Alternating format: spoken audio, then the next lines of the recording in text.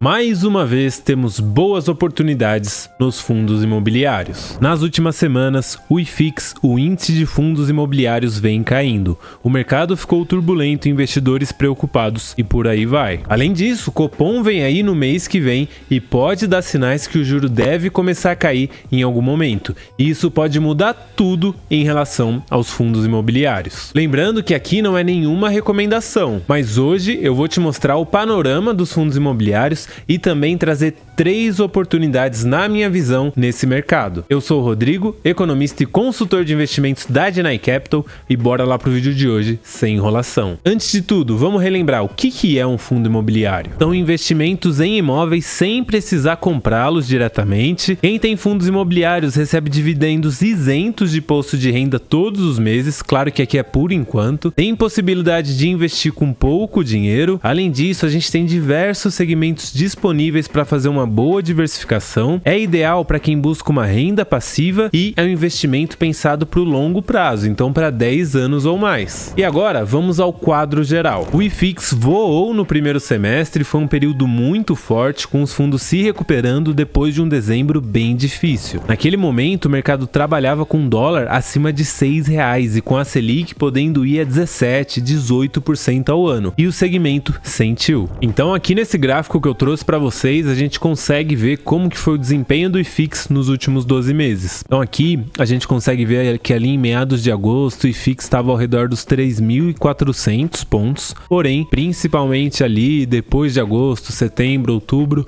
o IFIX veio caindo e caiu com muita força até atingir ali o seu fundo no dia 19 de dezembro de 2024, acumulando uma queda desde o final de agosto de mais de 15%. Depois, é claro, veio a reação, então a gente consegue ver que em dezembro de 2024 o IFIX já teve uma reação muito forte, subindo ali do fundo e finalizando o ano passado com uma alta de 8%, e desde então o IFIX teve mais uma queda, mas ali ele começou a se recuperar e veio muito bem, inclusive atingiu aqui máximas históricas recentemente. Porém, quando a gente olha nas últimas semanas, a gente nota que o IFIX teve uma leve queda, mas que já preocupou os investidores.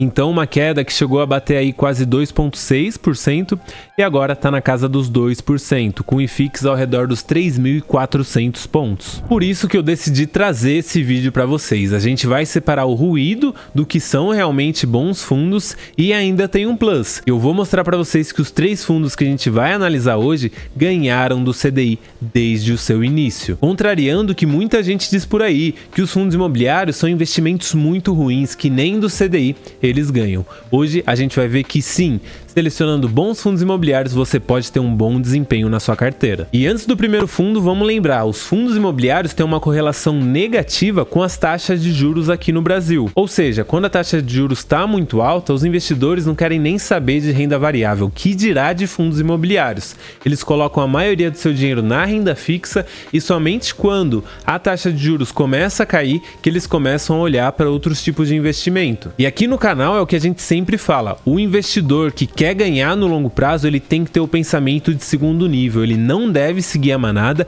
e deve investir em boas classes de ativos quando ninguém quer elas, quando ninguém está falando delas. Afinal, é assim que a gente consegue os maiores retornos na renda variável. Mas vamos lá, vamos passar aqui para o primeiro fundo imobiliário que eu quero trazer como uma oportunidade para 2025, que é um fundo imobiliário do segmento de logística, o mais defensivo na minha visão. A gente vai analisar aqui os últimos relatórios gerenciais disponíveis de cada fundo, começando pelo BTLG11. Então aqui na tela já está para vocês o relatório mensal do BTLG referente a julho de 2025 e vamos dar uma olhada nos principais pontos. Então logo aqui de cara a gente consegue ver que o valor de mercado hoje da cota ao redor aí de R$100 está abaixo do valor patrimonial de cada cota, que deveria estar em R$104,21. Ou seja, hoje existe um desconto ao se comprar o BTLG11. E aqui a gente já vem para o primeiro ponto muito interessante, que é o histórico de resultados e previsibilidade futura. Então, o fundo ele coloca aqui qual que é a projeção de rendimentos que ele deve distribuir até o final de 2025, o que é muito bom, afinal traz previsibilidade para nós e o mercado gosta disso, vocês sabem. Nos últimos meses, o BTLG tem pago 78 centavos por cota de rendimentos e eles devem continuar na banda entre 77 centavos e 83 centavos. Quando a gente olha aqui os top 20 locatários, a gente vê que eles representam cerca de 70% da receita do BTLG, mas aqui a gente tem uma diversificação muito boa, então esse aqui é um bom ponto do BTLG. O locatário mais representativo é o Assaí, com somente 7% da receita. Depois a gente tem DHL com 6%, Unilever com 6% também, Tev e Amazon com 5%, Luft, Nestlé, Braskem, BRF, Rogemac com 4% e assim por diante. Ou seja, aqui a gente tem bons inquilinos e nenhuma concentração em nenhum deles, o que é excelente. Aqui a gente consegue ver que os vencimentos da receita contratada são mais alongados, o que é muito bom. Quase aqui metade da receita ela vai ter vencimento para 2029 ou depois disso. Isso aqui é excelente, tá? O revisional dos contratos aqui já muda um pouco a figura, então boa parte vai ser revisada entre esse ano e 2027, o que é interessante, afinal nessa revisão, via de regra, a gente tem aumentos de aluguel. Quando a gente olha a geografia da área bruta locável do BTLG, a gente vê que ele está 90% exposto a São Paulo, o que não é de todo ruim, afinal São Paulo é o estado mais rico do país, que concentra boa parte da população, então o mercado consumidor está nessa região. Mas ele também tem alguns imóveis em outras regiões do país, aqui no Sudeste, no Sul também e no Nordeste. Quando a gente olha aqui os inquilinos por setor, logística é praticamente metade da área bruta locável do BTLG, depois a gente tem alimentos e bebidas com 14%, varejo e e-commerce com 13% cada um, outros e papel e celulose e farma com 2%. Além disso, 65% dos contratos são típicos, com menos garantias para o fundo, mas 35% são atípicos, que trazem mais garantias e que tornam o fundo mais defensivo nesses contratos aqui. E vamos olhar agora o tipo de multa. Então, olhem só, da receita contratada, 29% tá ali no saldo remanescente, ou seja, se o locatário vai lá e fala, ó, BTLG, eu vou sair aqui do seu imóvel, o BTLG vai falar, ó, beleza, tranquilo, só que você vai ter que pagar a multa dos meses restantes que a gente ainda tinha de contrato.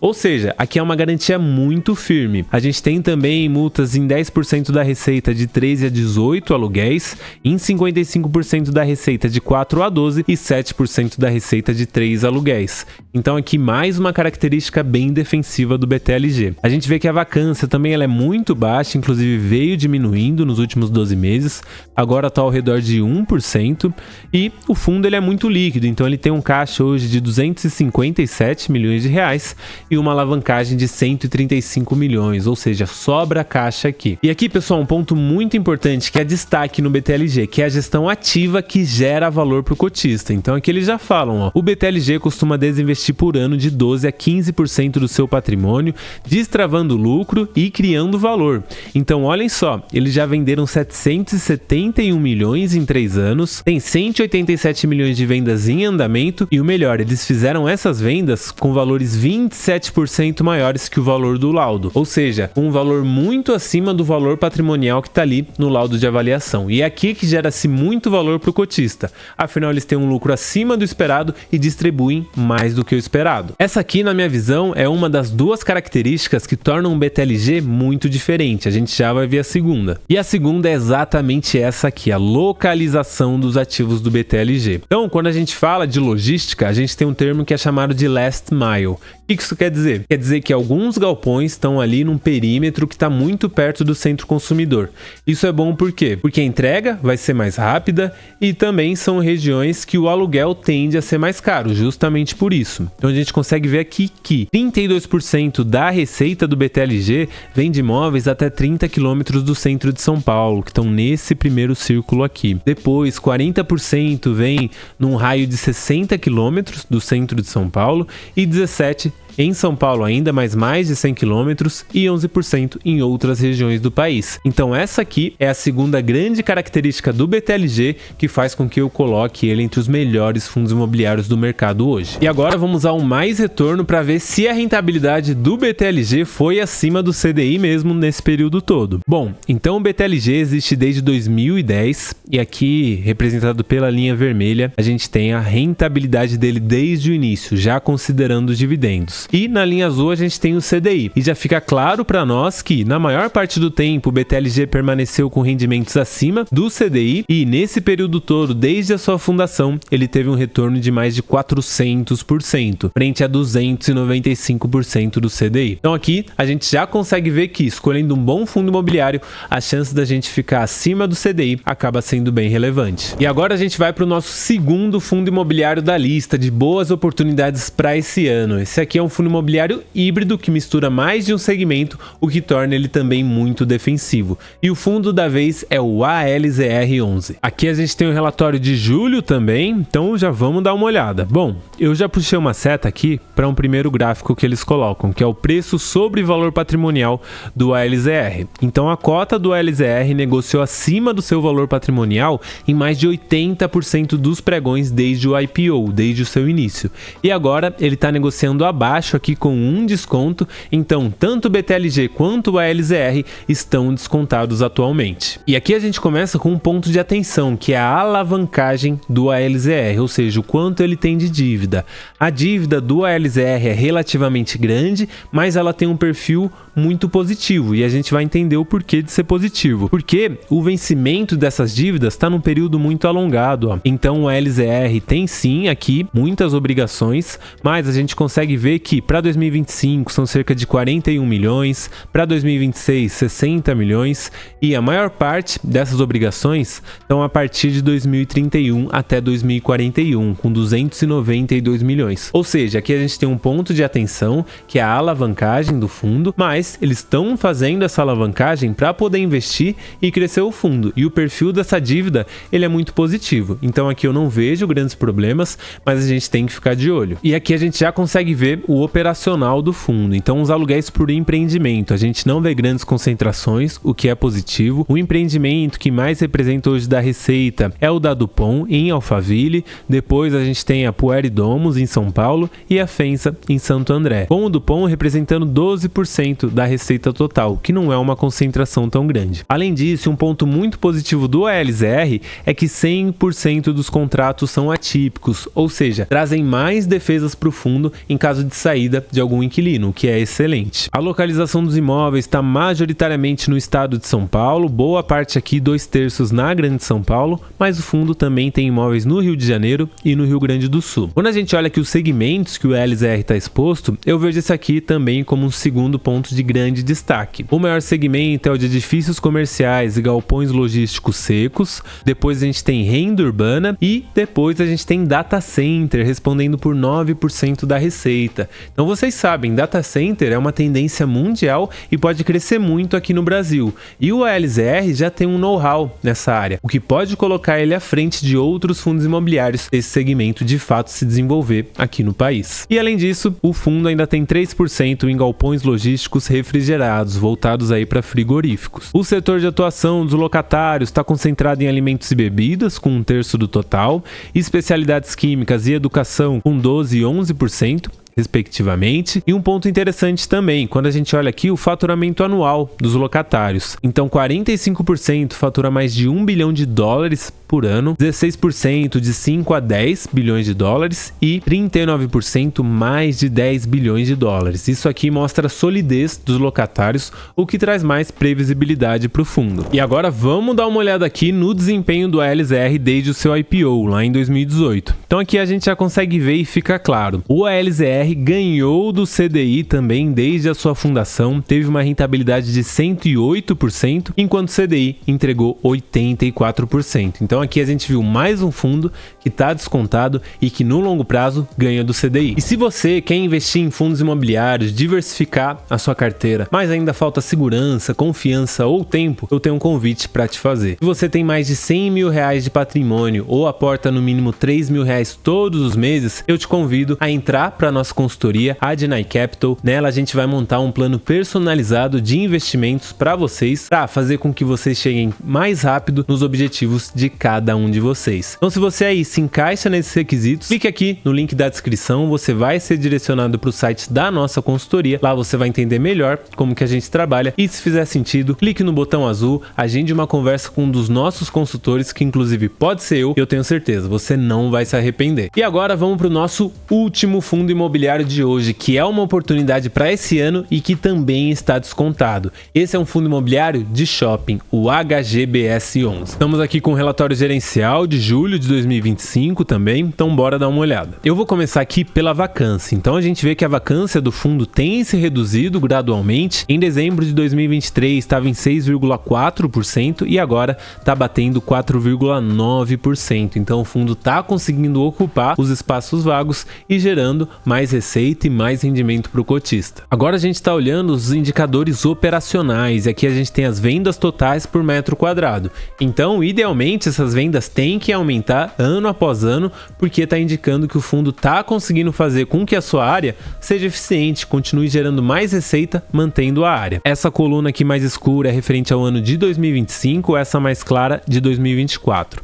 A gente consegue ver que, até junho desse ano, praticamente em todos os meses as vendas superaram o mesmo desempenho do ano passado, o que é muito bom, e aqui a gente vê também uma sazonalidade, então é natural. Mas para o final do ano, com a chegada das festas, do Natal, os shoppings tendem a ter mais receita e depois essa receita se normaliza, como a gente vê aqui. Mas, ponto positivo, as vendas estão aumentando por metro quadrado. Quando a gente olha para a vacância também, a gente vê que em 2025 ela já está bem abaixo que em 2024.